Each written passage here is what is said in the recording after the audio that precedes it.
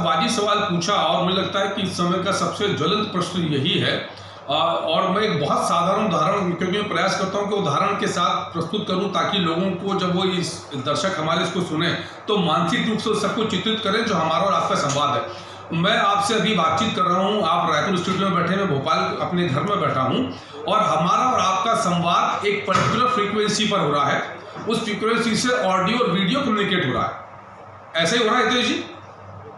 तो इसका आशय यह है कि हम और आप सब जो है विज्ञान के आधार पर एक अलग अलग प्रकार की फ्रीक्वेंसी जनरेट करते हैं, और जैसे हम फ्रीक्वेंसी जनरेट करते हैं उस फ्रीक्वेंसी का जो साउंड है, जो ऑडियो विजुअल है, वो हमसे कनेक्ट होता है।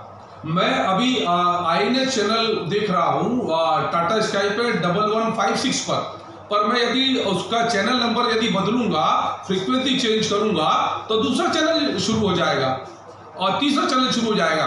ठीक ऐसे ही हमारे आसपास के हमारे परिणाम हैं, और हमको यदि हम हमारी फ्रीक्वेंसी को उस ओर चिंता की ओर लेकर जाते हैं, हम हमारी फ्रीक्वेंसी को तकलीफों की ओर लेकर जाते हैं, हम हमारी फ्रीक्वेंसी को चुनौतियों को लेकर जाते हैं, तो सर साइंस ये बोलती है कि जहां आपकी फ्रीक्वेंसी जाएगी वहीं आपकी एनर्जी का मूवमेंट होगा। तो अब हम पर निर्भर करता है कि हमारे पास दो विकल्प हैं, आइदर पॉजिटिव और नेगेटिव। हितेश जी, आप दोनों तरफ एक साथ नहीं चल सकते, क्योंकि आप एक है। यदि आप इस तरफ जा रहे हैं, मान के चलिए कि सकारात्मकता का पक्ष है, जहां कोई चिंता नहीं, निश्चितता है, ये मानकर कि मैं इस पृथ्वी का सबसे सौभाग्यशाली व्यक्ति हूं और तमाम विषम स्थिति परिस्थितियों में भी मेरे साथ कुछ भी ऐसा नहीं होगा जो मेरे और मेरे परिवार को कोई किसी प्रकार की बाधा उत्पन्न करेगा। एक वो सोच है, और दूसरी सोच है कि अरे अब क्या होगा, 50 दिन हो गए, काम धंधा बंद, कहीं शटडाउन है, कहीं लॉकडाउन है, कहीं स्लो डाउन है, कहीं कट डाउन है।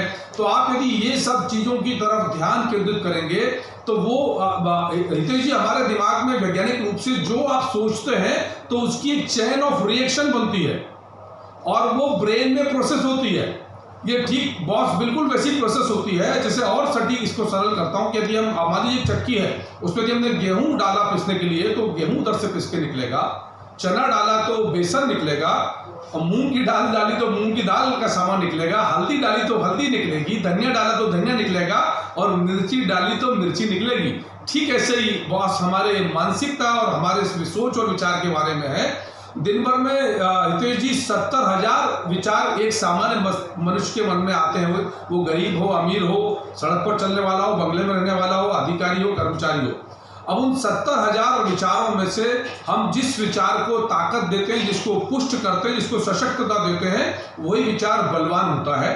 और जो बलवान होता है, सर्वाइवल ऑफ द फिटेस्ट का सिद्धांत बहुत पुराना दुनिया में, जो बलवान होता है वही सफल होता है, समर्थ होता है। तो हमको और आपको डेलिबरेटली ये प्रैक्टिस करना है कि बजाय विषमताओं के हम समताओं की ओर, सफलताओं की ओर क्या बेस्ट हो सकता है उसकी तरफ ध्यान केंद्रित करो। ऐसा है, ऐसा नहीं कि ये नहीं है, हम जो भी सोच रहे हैं sir, that all exist.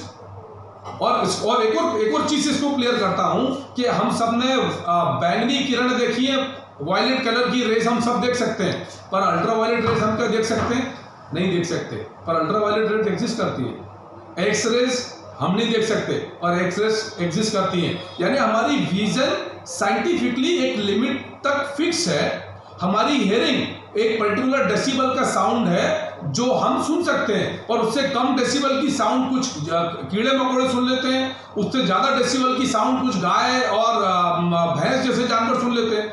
Purpose यह है कि सब कुछ है, आप आपके विजन और लिसनिंग को, क्योंकि ये दो चीजें हैं जो आपकी मेंटेलिटी का फूड है, या आपकी मानसिकता, आपकी सोच और विचार का ईंधन है, सोर्स ऑफ फ्यूल और फूड है। आप उसको कहां अट्रैक्ट कर रहे हैं, आपका एंटीना कहां पर है।